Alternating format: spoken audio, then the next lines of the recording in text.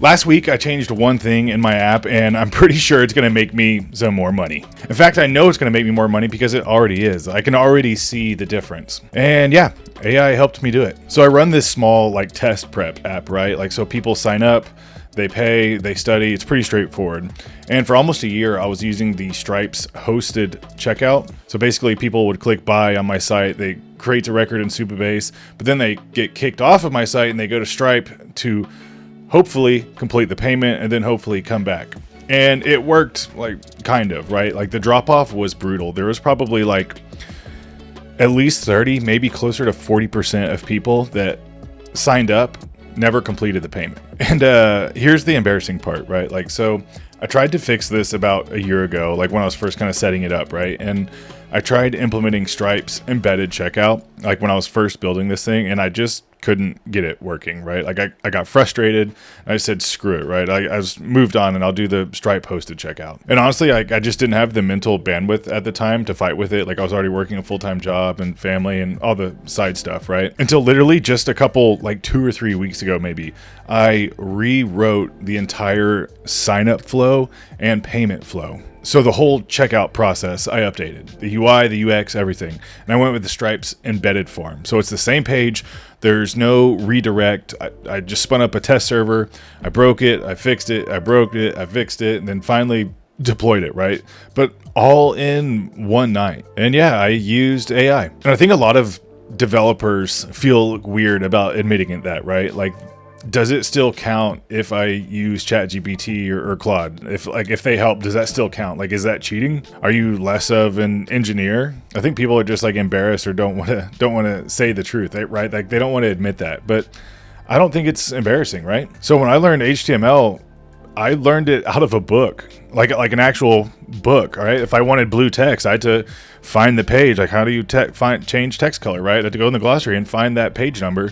And then Google happened, right? And then Stack Overflow, and then YouTube. Everyone's doing tutorials. Every time, every like season, the tools changed and people said the same thing, right? Like, this is ruining real developers. You're just going to follow this tutorial on YouTube and you're not going to learn, right? But every time they were wrong. Most people don't learn programming from a book. And yeah, there's books. I got a bunch of programming books over there and they do help. But most people, I would argue, are not learning programming from a book. 20 years ago, that was one of the only ways to learn. So when people started learning from Google and Stack Overflow, were they like, oh, you're cheating, you have to go back and learn this from a book? No. And I think AI is just like the next step, right? You had ChatGPT and then all these command line tools and Claude that can literally just like surf your code base. So yeah, AI is just the next step, right? And the only difference is that the feedback loop is like insanely fast, right? Instead of spending like a weekend stuck, you can get unstuck in just a couple hours or even a lot quicker than that, right? And that matters when you have a job, kids, a life. You have a timeline that you have to follow. But the warning here, and I think this is important, right? Like, I think about this all the time. If you only vibe code, which I hate the term vibe code. It's like a diss, right? But yeah, if you only do that, then you're probably going to get worse. And I even caught myself forgetting basic stuff because I leaned on AI too hard.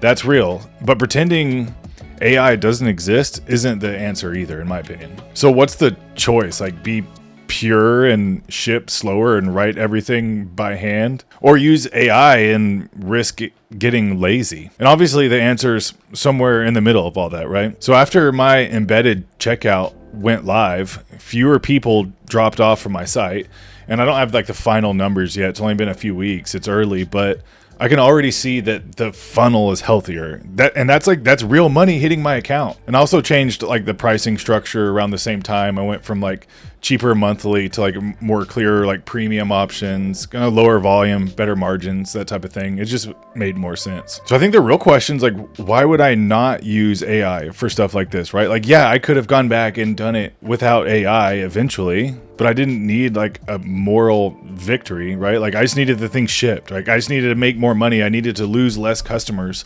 in my funnel. But I do have a rule though that I try and follow, right? And this is huge, I think. Try your best not to copy and paste AI code. Type it every line. Just try and type it yourself. Even if you're copying it like line by line. Just make sure you're typing it. If you don't, I think your retention just like falls off a cliff. Real developers are shipping stuff, right? They're solving problems.